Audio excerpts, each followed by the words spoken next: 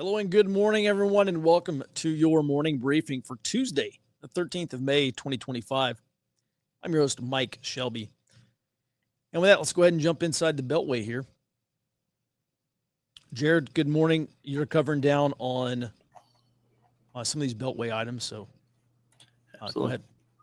So the House Ways and Means portion of the reconciliation bill that we've been tracking, it removes the ability for asylum recipients and those under temporary protective status to access premium assistance for health coverage. This is actually going to change quite a few things. I think the big thing here is that this disincentivizes staying in the United States for these temporary migrants. Mm-hmm. And the Security and Exchange Commission chairman, Mr. Paul Atkins, said a key priority for his tenure is to make a rational regulatory framework for cryptocurrencies for rules on issuance, custody, and trading. So I think we're going to see a lot more. And he thinks he can do this without Congress having to make a law about it, since he does that. He is running a bureau of sorts. Mm-hmm. Right. And then there's nothing significant to report for hearings today, and the next piece is yours. All right. Well, let's go ahead and get into this. So there's a group called the Bipartisan Policy Center, and they're a think tank, and they just released what they believe is going to be the next X date. This is the day that the U.S. Treasury is expected to run out of money. They say that should fall between August and early October. Maybe that's a little optimistic. On Friday, Treasury Secretary Scott Bessent sent a letter to Congress calling on them to raise or suspend the debt limit no later than mid-July. By the way, raise your hand if you're just completely tired of all this back and forth over the debt ceiling and what they're going to do about it. At any rate, Bessent said that there was significant uncertainty, but he estimated, quote, there is a reasonable probability that the federal government's cash and extraordinary measures will be exhausted in August. This is at a time when Congress will be in recess, so he has called on them to not wait until the last minute and go ahead and pass a debt ceiling bill by mid-July, no later than mid-July. I think there are three big risks here. Number one, Democrats have implied that they're willing to take, quote unquote, exceptional measures to oppose the Trump administration, especially over policies like immigration enforcement. This is something that we saw Senator Chris Murphy call for he called for this back in March. He was at a town hall and he said, by the way, he's a Democrat senator from Connecticut, and he said, maybe we should have taken more risks over that. Was it the continuing resolution that was passed back in March? And Democrats were kind of Senator Chuck Schumer was pretty widely criticized for just rolling over and laying down in agreeing to pass that continuing resolution. Chris Murphy seemed to imply maybe they won't next time. So this does include this debt ceiling fight coming up this summer, no later than this summer, does include the risk of Democrats holding out on passing a debt ceiling bill over certain policy and spending demands. And then on the other side of the aisle, some Republicans have long opposed raising the debt ceiling without sufficient spending cuts and budget reforms. It's too early to tell if they may be willing to take this over the edge. And by over the edge, I mean a failure to pass a debt ceiling bill, which I'll talk about in just a second. The third thing here is that even if an agreement is reached, the U.S. fiscal situation does not have any room for doubts about its solvency or its willingness or ability to pay its bills, because the three major credit ratings agencies, Moody's, Fitch, and S&P, have previously warned Congress that a credit rating downgrade is on the table. Actually, I believe it was Moody's, back during the first Trump term, said, we may downgrade your credit rating even if you do reach an agreement, if you give us cause for concern. They say that's a rating risk. Just the dysfunction itself is a rating risk. And this is important because we have seen capital rotation out of treasuries. We saw this big dollar sell-off as well, as foreign investors rotated their investments predominantly back to Europe and also back to Asia. Foreign investors have been questioning the case of continued U.S. exceptionalism.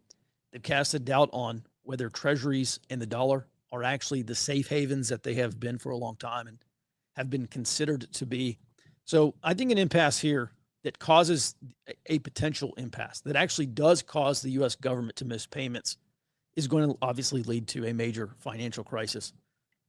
And that's the big risk this summer. So I'm not sure if we're going to give you day-to-day updates on here, but just know some Democrats and some Republicans oppose a bill just on its face. All right, with that, let's go ahead and move into our roll-ups. Jared, most of these belong to you. Go ahead. Absolutely. So the Texas House of Representatives passed a Senate Bill 17.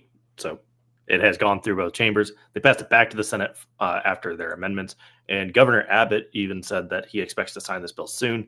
Now, this bill, it bans any company headquartered in or directly or indirectly controlled by, or even the government of any nation identified by the U.S. Director of National Intelligence as a country that poses a risk to national security. And this has to be in any one of the last 3 annual threat assessments. So if you popped up any time in the last 3 years, not allowed to have your companies at all, none of your government owning land in Texas. Mm. So what is this? China, Russia, Cuba, Iran, North Korea. So this would, I can go back and compile a whole list. The big 4 that Abbott called out were China, Russia, Iran, North Korea, which China will obviously be the biggest one, considering that they've been the focus on owning, buying farmland next to bases, stuff like that. Mm-hmm. All right. On a similar note of Chinese threats here in the U.S., the Department of Justice unsealed an indictment yesterday for 3 Chinese nationals in El Paso. And these people had all smuggled in pill presses and encapsulating machines to create fake fentanyl-laced pills. So they were mimicking like Tylenol to, sell illegally and get people hooked on fentanyl. Now, the department says that this is intended to send an unmistakable message to criminals in the People's Republic of China and across the world that the department will use every weapon in its arsenal to combat those who facilitate and manufacture deadly drugs in the U.S. So these are Chinese transnational criminal, some TCO, transnational criminal organization. Absolutely. And they're based in El Paso, so they're probably importing that fentanyl in from Mexico. That's certainly what it looks like to me. Yes. The Department of Justice did not clarify a name for the transnational criminal organization, but being on a border town and smuggling in illicit pill presses anyways, kind of expect that there is interplay there. Moving on to the Interior. So Interior Department announced yesterday that they're going to expedite the permitting process for the Velvet Wood mine over in Utah, and they expect the permit to be approved in less than 14 days. The mine is going to specialize in uranium and vanadium production. Vanadium is for certain kinds of stainless steel.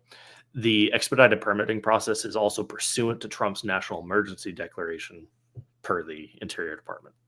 Mm-hmm. Sorry, National Energy Emergency Declaration. Mm-hmm. All right. Thanks for that, Jared. This was pretty interesting. I've not gotten down to the bottom of this. However, extremely strange. Yesterday, during her morning press conference, the La Mañana, as AMLO used to do, the former Mexican president, the current Mexican president, Claudia Sheinbaum, is asking for U.S. clarification because Mexican news media has been widely reporting that the wife of Sinaloa cartel boss El Chapo Guzman, who is currently in U.S. custody, and 16 of his family members crossed the border from Mexico into the United States and turned themselves into the FBI.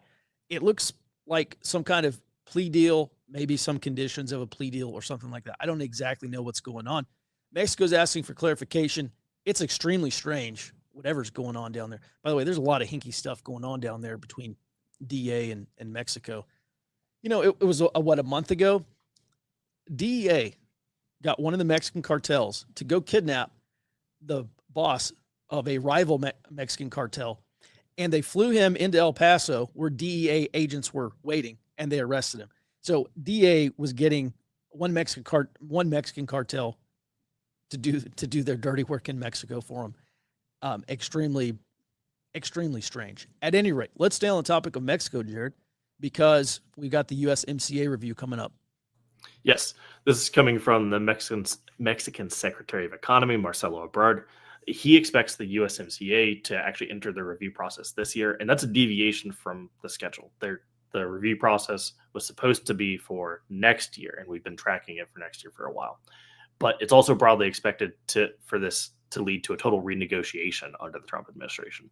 So I think we're going to end up seeing a renewed USMCA deal here probably by the end of the year.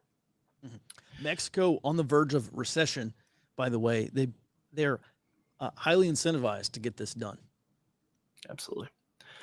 And bit of good news, it's coming down the pipe. The Space Force and Sierra Space recently completed data integration and flight testing for small satellites that will improve the reliability of GPS in the event of an enemy jamming or spoofing attack. That's been something that they've effectively been real world testing against enemy space assets. That's something that's come out in a lot of the space conferences recently. And we've covered we've covered that the GPS network is actually quite vulnerable. Space Force is actively trying to keep it up in the event that that any particular conflict goes hot, especially looking at the Pacific. All right. Mm-hmm. All right. Let's talk about low intensity conflict stuff here. This is we have reached another high water mark, at least for this year. Let's start with the Steve Bannon interview. He was on NPR, National Public Radio. This was late last month, and they released it early this month, over a week ago. I only saw it recently because Peter Turchin was talking about it. So Steve Bannon in this interview, and if you've already seen it, we're going to cover it again. He said that he predicted, quote, a summer like no other due to the Trump administration's collision course with the left. He said, quote, there's going to be a confrontation. I think the convergence, particularly of spending cuts and simultaneously the constitutional crisis that we're hurtling to, is going to make this summer a summer like no other. That's a direct quote on the screen, by the way. It's pretty unclear to me exactly what he means when he says a summer like no other. Frankly, just to reiterate what I've been saying for many months, another 2020-esque summer of love, we're talking about 100-plus nights of rioting, remains unlikely this year. I highly doubt that we're going to have anything as turbulent, anything as violent as 100 nights of rioting. I think there's a far better case to be made that it could be just as disruptive as 2020, but it's going to take another form. And one of the several reasons I say that is because Black Lives Matter, which spearheaded the 2020 unrest, is pretty famously sitting this one out. Their leadership, their messaging has effectively told Black people, this is not our fight. Black Lives Matter, we're not going to get involved in this. And they have not been advocating that Black activists go and engage in these protests and civil unrest. I highly doubt they reverse that messaging this summer.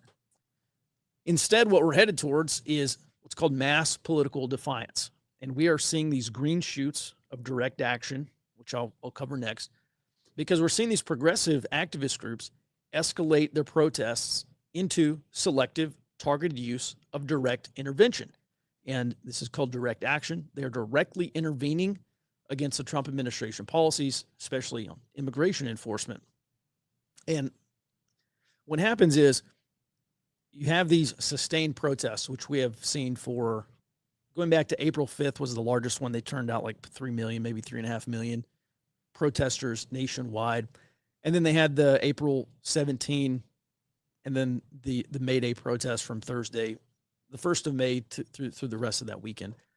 At any rate, the case is that you can go out and protest, but protest does not work. Protest is not doing enough. Therefore, they must escalate. And this is where they use nonviolent tactics to get involved in directly intervening against these policies.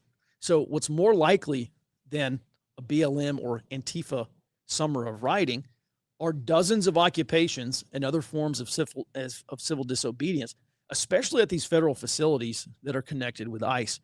So in other words, what's happening in Newark, New Jersey, but across the country. On that topic, let's go ahead and move into an update on what's been going on in Newark. Last Friday, you may remember Newark, New Jersey Mayor Ross Baraka was allegedly trespassing. He was arrested, and this was during a protest altercation with ICE agents. DHS officials came out later that day and said that 3 sitting Democratic members of Congress could be arrested for alleged assault. I'll leave it to you whether you think that was assault or not. That video was widely publicized. More recently, yesterday, progressive activists formed a human chain blocking the entrance to this detention facility. This is run by the GEO Group. It's a private, they call it for-profit prison. They are holding illegal aliens for eventual removal. And these videos were pretty widely spread across social media. Roughly 24 activists can be seen holding hands and forming a chain. They're blocking employees from entering or exiting the facility. And they later sat down in front of that fence, in front of the gate there, and they were blocking the gate until they were dragged away by police, and they were chanting ICE out of New Jersey. So why this matters, according to nonviolent action theory, action exists along a spectrum that goes from protest on the least disruptive side to non-cooperation to direct intervention. And this campaign that we are seeing in Newark is a clear sign that parts of the Trump resistance are moving from the first phase, which is this symbolic but pretty toothless protest, to the second phase, which is called selective resistance.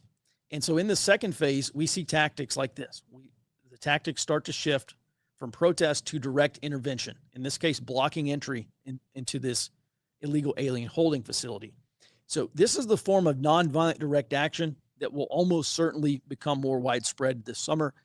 This is not going to remain limited to Newark. I don't think this is probably there. I don't know how many GEO Group run facilities there are, but they're under contract with ICE. I wouldn't be surprised if there were a half dozen or a dozen. I'll double check on that. But you want to talk about where future instances of direct action are probably going to happen. Start there. I'll have a map for you tomorrow. How about that? On a separate note, Mayor Baraka was on a video conference call yesterday, and he was discussing these trespass charges. He has a court hearing coming up on the 15th of May. And Baraka said that his attorneys will present a video showing that he was granted access to the facility that he was essentially allowed in. And then they came back and they asked him to leave. And then after he left, he was arrested. That's what he said. And he said this video is going to exonerate him from these trespassing charges. We'll see on the 15th.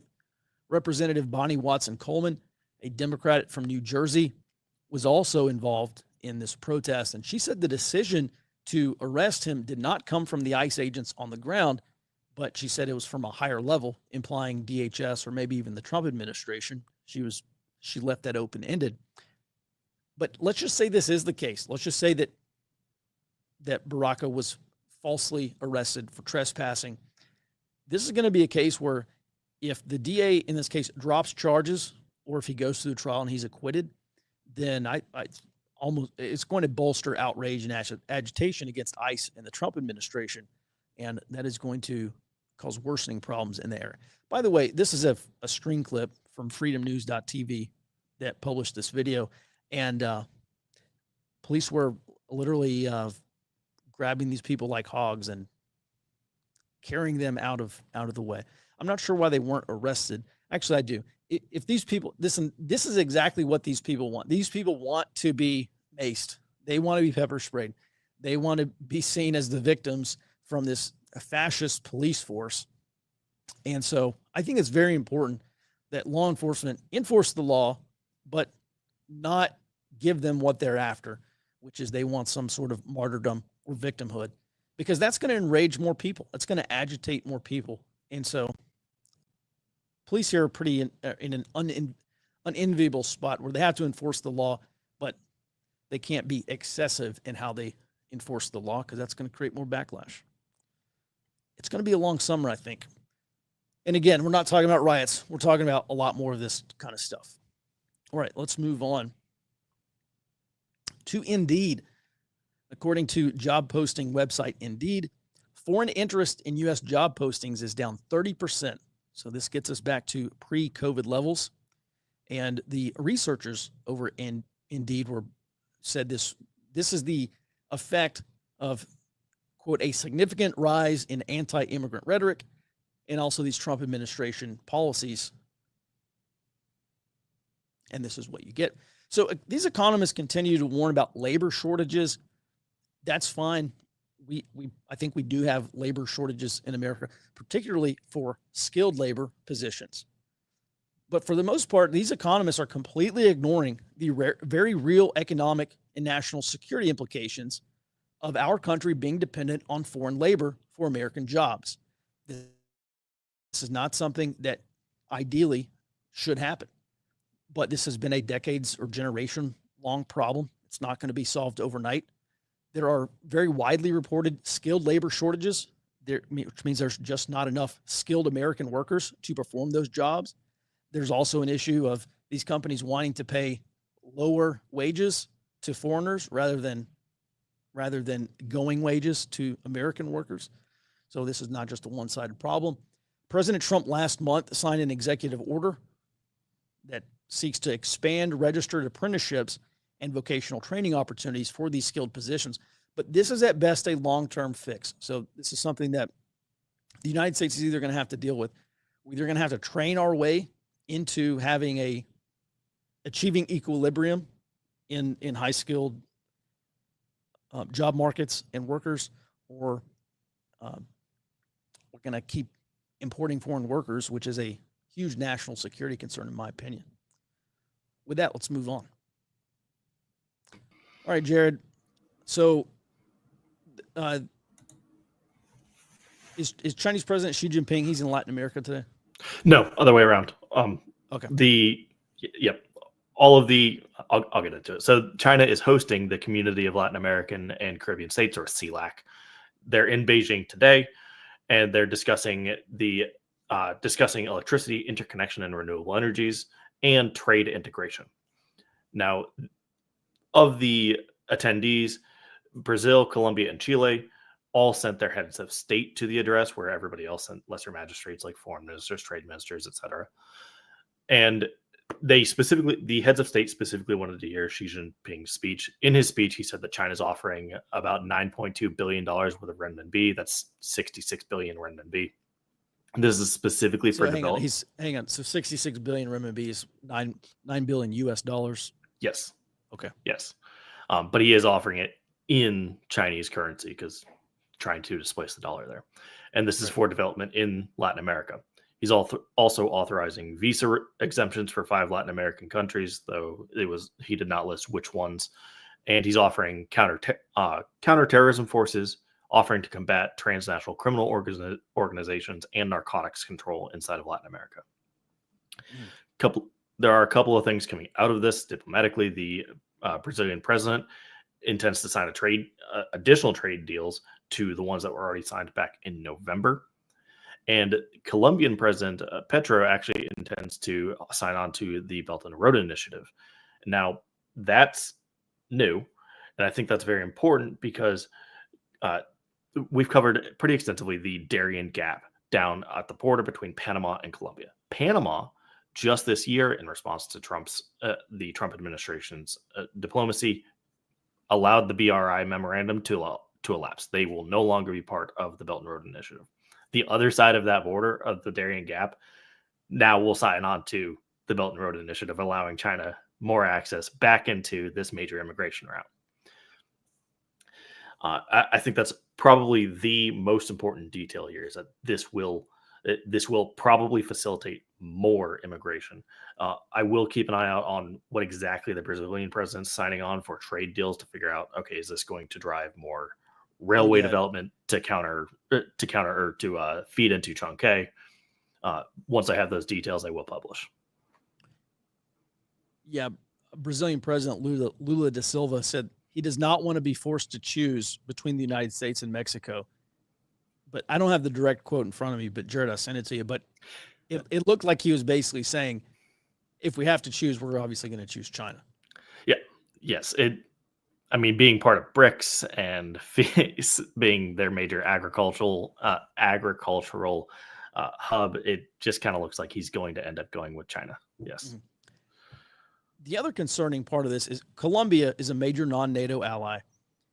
Gustavo Petro is a leftist president, so it's no surprise that he's more or less cozying up to China, or at least trying to get some economic and foreign direct investment into Colombia from China.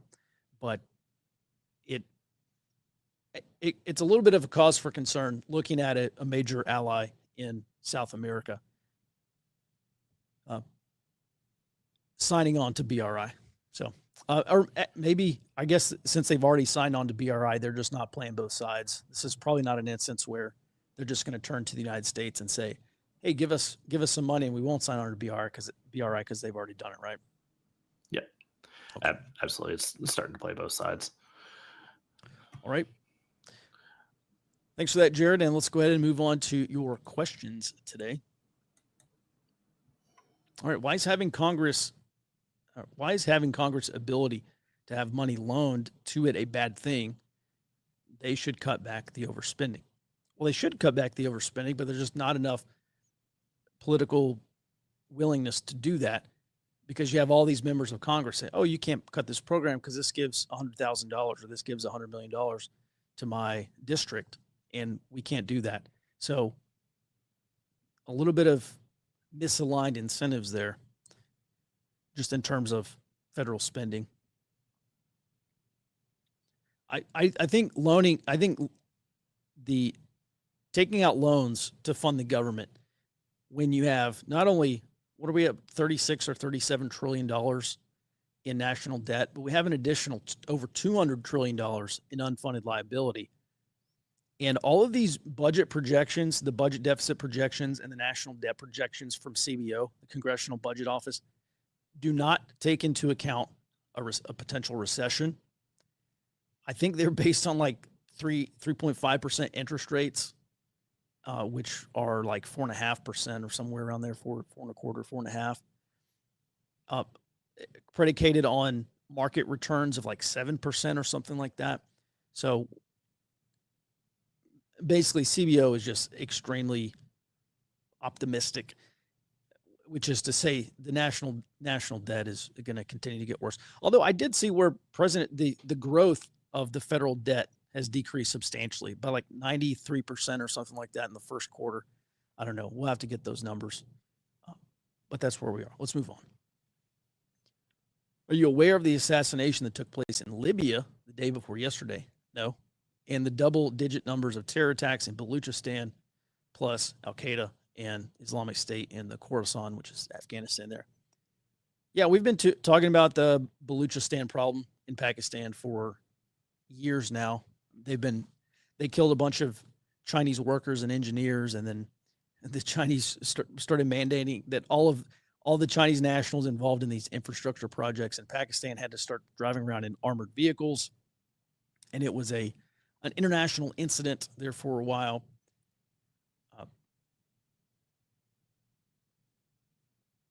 I mean, I don't know what you want us to cover there.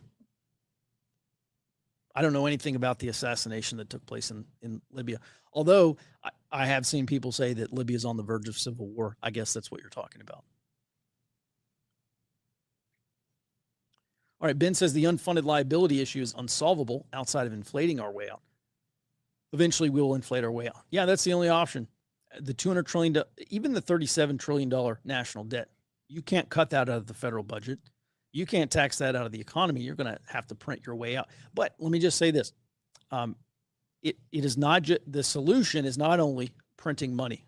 The solution eventually will probably be that the U.S. Treasury is forced into a debt restructuring plan. We saw this from a bunch of the PIGS countries, Portugal, Ireland, Greece, Spain, and bondholders are going to get a haircut. If you hold U.S., this is another big reason why China has been selling off these long-dated bonds, these 30-year bonds. They've been selling them off and putting money into short-term bonds, because at a certain point, this problem is going to get so bad that no international investor is going to say, yeah, I'm going to take a bet on this 30-year bond. I'm going to take a bet that for 30 years, I'm not going to be paid back. And I think just a far fewer number of people are willing to take that bet. And so there will be a reckoning. I'm not sure how soon, but there will be a debt restructuring of some sort in the United States. We're not going to get out of it without lots of people taking a haircut. It's going to be extremely painful when it happens, but it could be 5, 10, 20 years out. I don't know. We'll see. But I'm doing my best to figure out when that will happen. All right, Jared, was there another question? Looking at things from a macro perspective, we see civil uprising or cultural appropriation in multiple countries worldwide. What is behind it all? It's not just migration, but something more, limitation on resources or what? I mean, it's worldwide.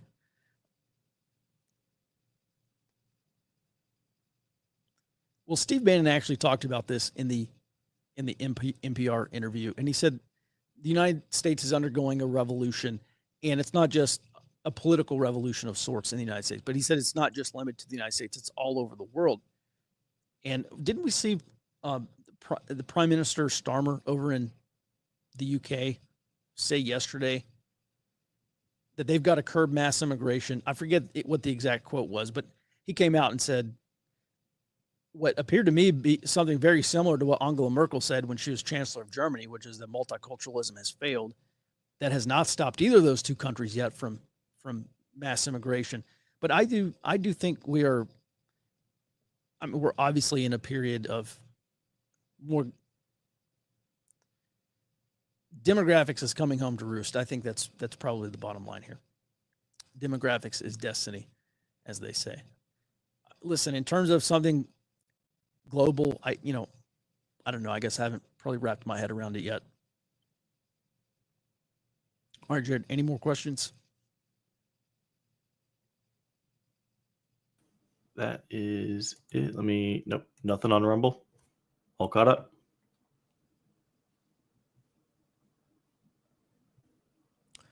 All right, just looking through the comments here.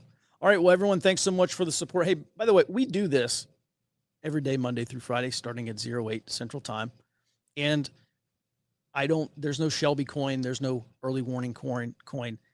I don't sell Brainforce 5000, but if I did, I would sell Brainforce 10,000 because it's twice as good. We do this because we run an early warning network. It's a news and information sharing membership. It's an app. You hop on the app either on your smartphone or on the web, and you can get put into a state hub and share information about what's going on locally.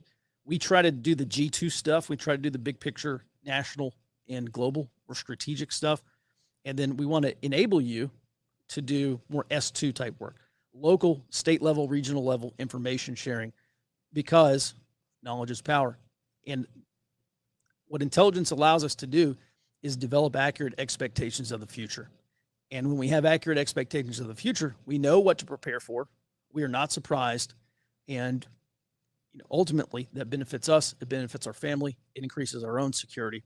So if you would like to join, and a lot of people here in the comments saying it's worth every penny, and we appreciate that. If you'd like to start a free 7-day trial, get linked up with people who live in your state and get involved in local information sharing and put that puzzle together, not just the national global picture, but put together your region, head over to www.earlywarningnetwork.com. Please don't make me sell coffee. There will not be early warning coffee. Probably not be early warning coffee if you go sign up. Start a free 7-day trial. Everyone, thanks so much for being here. Thanks for watching. We'll be back in your inbox tomorrow morning, back on the show starting at 08 Central Time. Until then, be well and stay out front.